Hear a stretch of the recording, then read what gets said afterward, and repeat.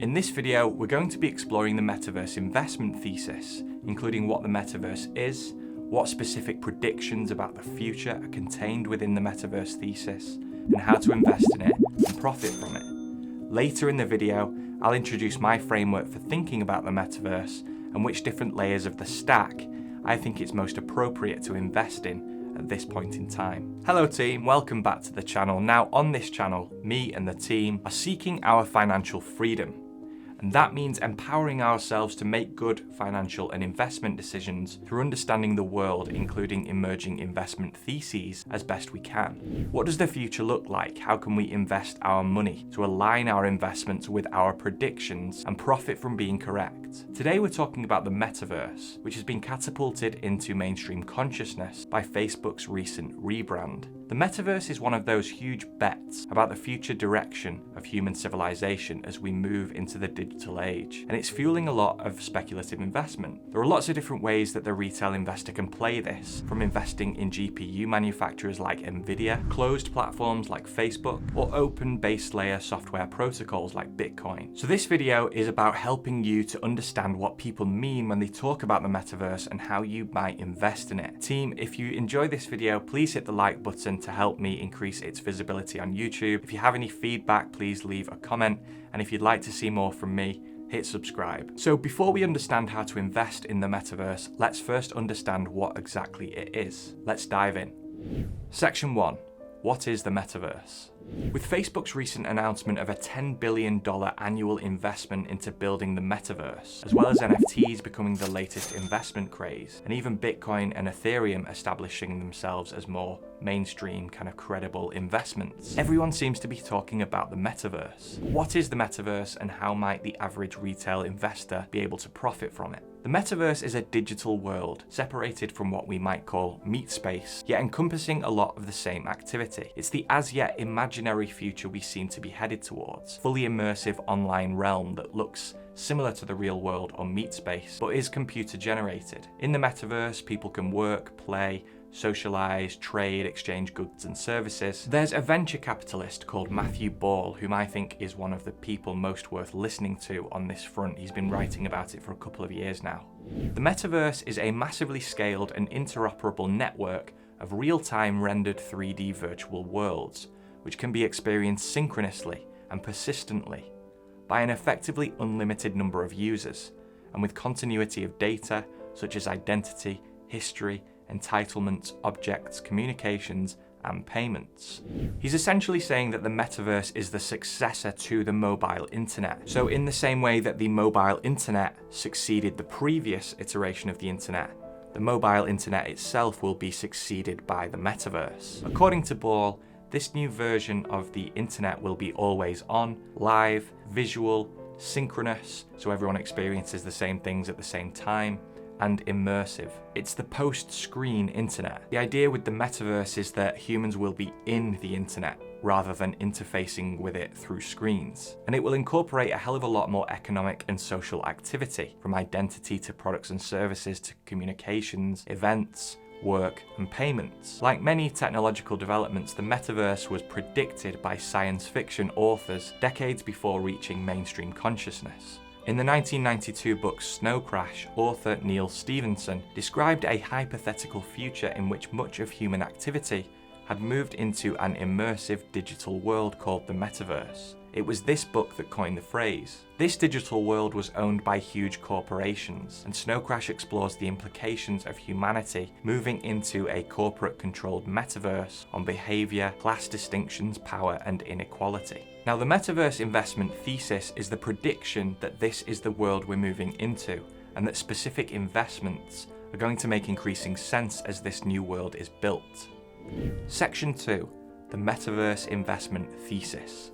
The Metaverse is one of these macro investment theses, a massive, all-encompassing set of beliefs about how the world, how human civilization is going to change over the next few years and the next couple of decades. With us living in such a time of disruption, uncertainty and change, this fourth turning, end of the long-term debt cycle era that we're living through, these huge macro investment theses seem to be everywhere. There's Bitcoin, representing the idea that control over monetary policy is about to become separated from national governments, and that therefore the relationship between governments and the people is about to change immeasurably. There's the energy transition, representing the idea that we're going to undergo a complete change in the way we power our modern way of life, moving away from fossil fuels and towards nuclear and renewables.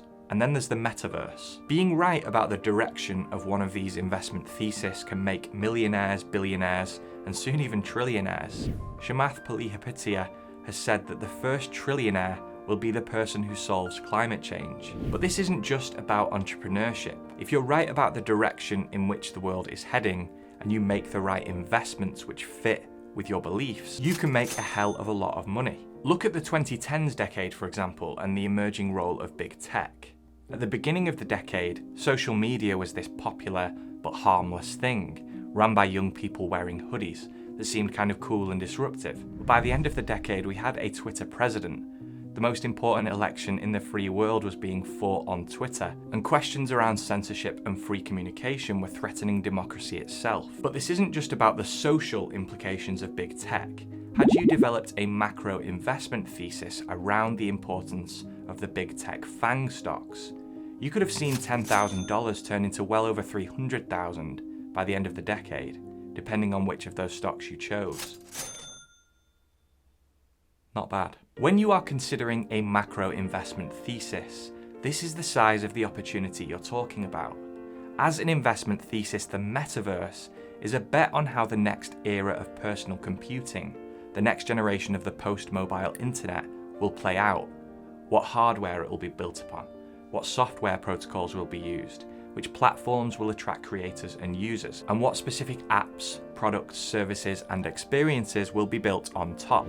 Historically, new models of computing have tended to emerge every 10 to 15 years.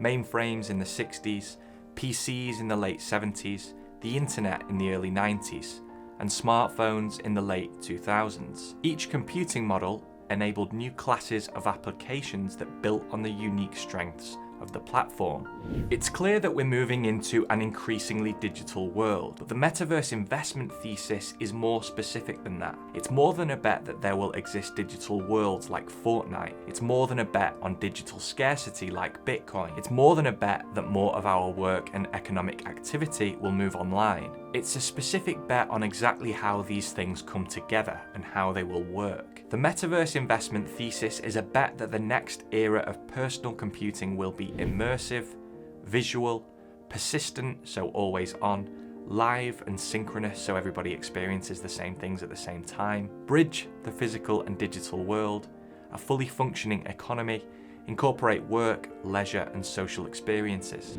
If this is indeed the future, then there is a hell of a lot of money to be made by those who place bets on the winners in this new paradigm. Section 3. How to invest in the metaverse. As usual, this video is for educational purposes only. Don't make specific investment decisions off the back of single YouTube videos. Now, if you believe in the metaverse thesis, and remember timing really matters, you can believe that all of this is the future, but not believe that it's likely to arrive for a long time. Watch, it will pay. I may have been early, but I'm not wrong. But if you believe in the metaverse thesis, there are a number of different ways you can play it. And this is where I introduce my framework for thinking about the metaverse. There are different layers to this. First of all, there are the apps, products, and services that will be built into the metaverse. Examples might include things like Fortnite or something like Second Life. These are the end user experiences that should, if the thesis is correct, gain hundreds of thousands of daily users once the metaverse and these digital worlds have matured. An investment here would mean investing in specific games, products, services, and user experiences. Next, you have the platforms that these experiences will be built on, in the same way that many mobile apps are built on iOS, Google OS, or internet browsers. These user-facing apps, products, and services at the top layer will be hosted on platforms that provide a home for creators and attract users, in the same way that the Apple App Store does for the mobile internet. An investment here represents a belief in which platforms will get it right in terms of building platforms which developers will want to build on and which users will want to interact on. Next, you have the base layer protocols which these platforms will be built on top of. A key part of the metaverse investment thesis is interoperability, the ability for different platforms to interact with one another and provide a consistent user experience as opposed to the walled gardens we have today in the mobile internet. This layer represents the shared software protocols which these platforms will use, adopt, plug into in order to make these different platforms interoperable. This could include Bitcoin if you think that Bitcoin is likely to be the native currency of the internet in the future, as I do. Or Ethereum if you think that this will have a role in the metaverse. I don't personally, and I'll explain why in a future video, but it's worth acknowledging that many do. Beneath it all is the hardware layer. All of this software towards the top of the stack requires hardware to make these experiences possible. GPUs to render graphics and create visual experiences.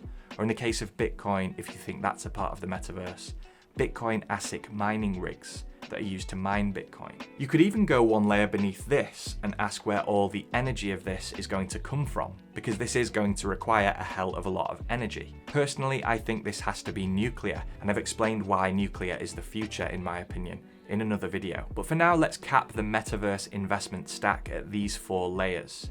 In terms of my approach, I think it's a bit early to be investing in the metaverse thesis specifically. If you're going too high up the stack here, I just think it's too early. Timing is one of the most important things when it comes to startup success and investment theses. According to Bill Gross, founder of Idea Lab, it's not the idea, plan, business model, team, or surprisingly, even the money that's the most significant factor in a startup's success. It's all in the timing. Gross studied over 200 companies and discovered that a startup's timing accounted for 42% of the difference between success and failure. Applying this to the metaverse, I genuinely think we're 10 or 15 years away from these experiences going mainstream. There's plenty of time to watch the space develop and make investments at these layers further up the stack, further down the line.